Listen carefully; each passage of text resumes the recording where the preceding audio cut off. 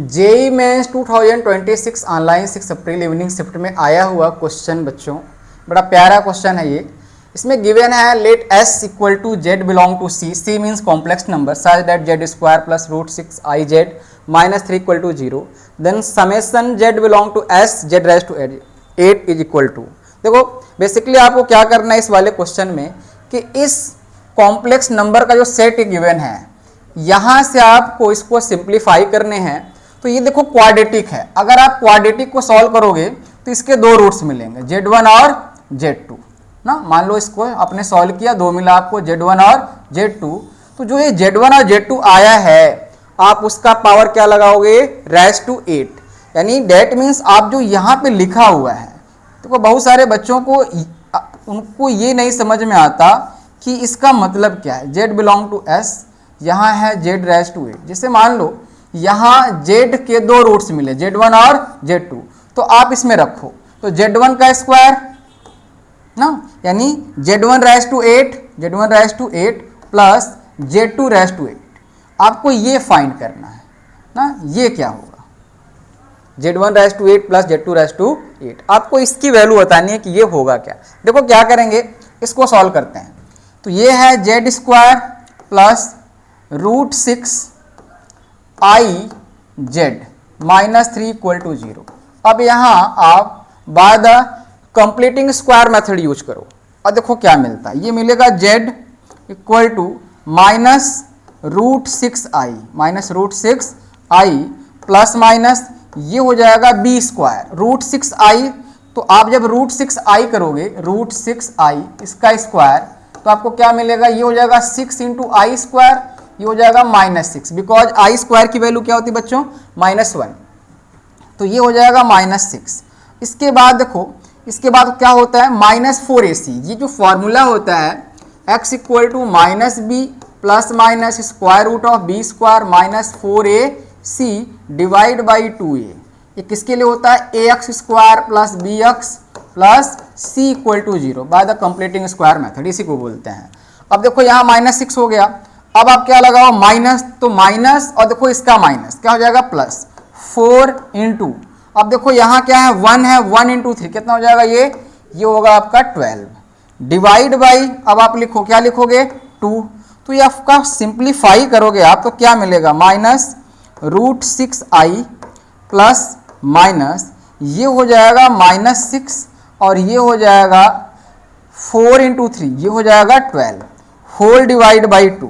तो बच्चों आप इसको और सिंप्लीफाई करोगे तो आपको z क्या मिलेगा, ये मिलेगा माइनस रूट 6 आई और ये होगा प्लस माइनस 12 माइनस 6 क्या मिलेगा रूट 6, ये हो जाएगा रूट 6। अब देखो जैसे ये मिला, अब डिवीजन में क्या है, डिवीजन में है 2 ना, डिवीजन में है 2, तो आप अब इसको क्या करो सेपरेट कर दो। यहां से देखो दो टर्म मिलेगा, एक मिलेगा Z1 और एक मिलेगा Z2, आप इसको याद रखना कि क्या है। एक मिला आपको Z1 यानी पहले लिख लो Z minus root 6 I plus minus root 6 divide by 2, तो Z1 लेट कर लो, लेट Z1 ये क्या मिलेगा माइनस रूट 6 बाई 2, और देखो इसमें i है तो i लगा दो आप, i प्लस यहाँ लिख दो रूट 6 बाई 2, एक हो गया। ये कब था, जब हमने लिया साइन प्लस। अब Z2 क्या मिलेगा, ये मिलेगा minus root 6 I divide by 2 minus root 6 by 2, दो मिल गया आपको, एक हो गया Z1 दूसरा हो गया Z2।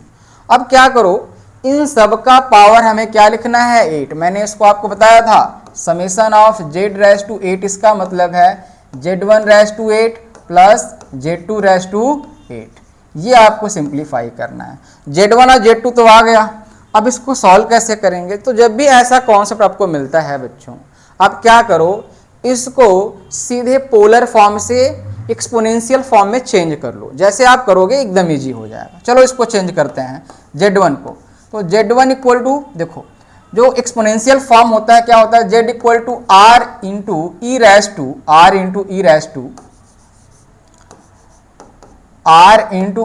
To I theta, right, ये है। और उसमें थीटा क्या है, थीटा है the argument of given complex number, और R क्या है मॉड ऑफ Z, यानी square root of X square plus Y square. अब देखो हमारा जो z1 आया है वो क्या है, ये है। तो अगर आप इसका आर्गुमेंट निकालोगे, मान लो ये थीटा है तो थीटा 1 मान लो इसे, थीटा 1, क्योंकि ये z1 है तो थीटा 1 क्या मिलेगा, ये होगा आपका tan इनवर्स ना। अब यहाँ लिखते हैं imaginary part of z divide by real part of z, ये होता है। तो थीटा 1 निकालोगे तो क्या मिलेगा, देखो जब आप इसको सॉल्व करोगे तो ये क्या है, उसमें है इमेजिनरी पार्ट, तो क्या है -√6/2 और होल डिवाइड बाई √6/2, तो ये मिलेगा सेम नंबर है -√6/2 डिवाइड बाई √6/2, तो ये कट जाएगा और ये थीटा 1 आएगा आपका, ये होगा tan इनवर्स ना। ये क्या मिलेगा आपको, ये देखो ये है tan इनवर्स और ये है 1, तो 1 किसकी वैल्यू है, ये है π/4 की। आप याद रखिएगा ये आर्गुमेंट अभी पूरा कंप्लीट नहीं हुआ है ना, ये फर्स्ट, ये कब है, जब वो फर्स्ट क्वाड्रेंट में होगा। ये किसमें है, देख लेते हैं किसमें है। देखो y इसमें क्या है, नेगेटिव, और x क्या है इसमें, पॉजिटिव। तो x पॉजिटिव है, y नेगेटिव, किसमें होता है, फोर्थ में। किसमें होता है, फोर्थ में। तो इसका आर्गुमेंट क्या बन के आएगा, ये आएगा -π/4। क्या बन के आएगा, -π/4। अब देखो इसको देख लो, ये किसमें है, ये थर्ड में है। तो थर्ड के लिए क्या होता है, इसका मान लो आर्गुमेंट क्या होगा, थीटा 2, तो थर्ड के लिए होता है -π प्लस अल्फा। तो इसमें रखो -π प्लस ये होगा π/4, तो क्या मिलेगा, ये मिलेगा -3π/4। तो दोनों का आर्गुमेंट आ गया। अब इसके बाद दोनों में अगर हम देखें r, तो r की वैल्यू आपको सिंपली मिलेगी क्या, r हो जाएगा स्क्वायर रूट ऑफ √6/2, तो ये मिलेगा 6/4 और ये भी क्या मिलेगा 6/4। अब बच्चे आप इसे ऐड करो तो 6 क्या हो जाएगा, ये होगा 12 और 12/4 ये क्या मिलेगा, √3। क्या मिलेगा, √3। अब आप इसमें याद रखना कि r की वैल्यू क्या है, √3 है और थीटा 1 है -π/4 और थीटा 2 क्या है, -3π/4। बस इसको आप याद रखो। तो इसमें देखो समेशन ऑफ z⁻8, ये क्या था, z1⁻8 प्लस z2⁻8। अब यहां से हमें क्या क्या मिला था, r की वैल्यू मिली थी √3 और थीटा 1 ये क्या मिला था, -π/4 और थीटा 2 क्या मिला था, ये था -3π/4। कन्फर्म हो बच्चों। अब देखो इसमें z1⁻8 प्लस z2⁻8, अब इसमें क्या करेंगे, हम दोनों को ना उसके एक्सपोनेंशियल टर्म में लिखेंगे। तो z1 क्या था, r, क्योंकि ये दोनों सेम है, e⁻i थीटा 1, z2 क्या था, r इंटू e⁻i थीटा 2। अब आप इसमें पुट कर दो, जब आप इसमें पुट करोगे तो क्या बनेगा, r इंटू e⁻i थीटा 1 होल⁻8 और ये क्या बनेगा, r इंटू e⁻i थीटा 2 होल⁻8। जब बच्चे आप इसको और सिंप्लीफाई करोगे तो इसका आप इसमें मल्टीप्लाई करना है, तो ये बनेगा r⁻8। आप हो इसमें दोनों में देखो कॉमन है तो उसको बाहर कर दो, ये बनेगा e⁻i 8 थीटा 1 और ये क्या बनेगा, e⁻i 8 थीटा 2। अब आप इसकी वैल्यू पुट कर दो, बस आंसर आ जाएगा। अब देखो जो r⁻8 है, क्या है r⁻8, तो r⁻8 की वैल्यू अगर आप देखोगे तो r की वैल्यू क्या है, √3, तो यहां लिखो 3⁻1/2 इंटू 8। अब इसको आप सॉल्व करोगे तो क्या मिलेगा, ये मिलेगा 3⁻4। अब यहां देखो क्या मिलेगा, थीटा 1 की वैल्यू क्या है, ये है -π/4, तो आप क्या करो इसमें रखो -π/4, तो ये हो जाएगा e⁻i, यहां होगा 8 इंटू माइनस ये होगा π/4। सिमिलरली ये क्या होगा, ये होगा e⁻i 8 इंटू -3π/4। अब बच्चे जब आप इसको सॉल्व करोगे तो देखो क्या मिलेगा, इस वाले को सॉल्व करोगे तो 8 इंटू माइनस ये है π/4, तो ये क्या मिलेगा, ये मिलेगा -2π फर्स्ट वाला। सेकेंड वाला क्या मिलेगा, 8 इंटू -3π/4, ये क्या मिलेगा, ये हो जाएगा 2 इंटू -3π, तो ये क्या आएगा -6π। बस आ गया। अब इस पूरे की वैल्यू क्या है, ये है -6π ना। अब इस पूरे की वैल्यू क्या है, ये है -2π। बस आप वहां रख दो, आंसर आ जाएगा। ये था z1⁻8 प्लस z2⁻8, ये आया था 3⁻⁴ और ये था e⁻i माइनस 2π, ये था e⁻i माइनस 6π। अब ध्यान से देखो बच्चों, अब यहाँ अगर थीटा है, आई थीटा है, तो इसको बोलते हैं, ये होता है कॉस थीटा प्लस आई साइन थीटा, राइट। लेकिन अगर e माइनस आई थीटा है तो इसको बोलते हैं, ये होगा कॉस थीटा माइनस आई साइन थीटा। याद रखना ये एक दूसरे के क्या हैं, बोलो क्या है, कॉन्जुगेट। वेरी गुड, क्या है, कॉन्जुगेट।